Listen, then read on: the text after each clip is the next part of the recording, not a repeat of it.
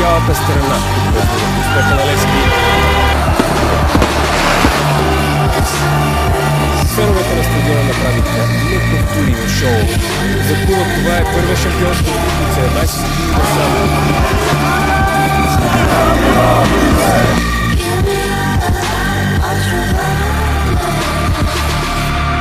Следващия сезон Левски ще играе в квалификациите на Шампионската лига.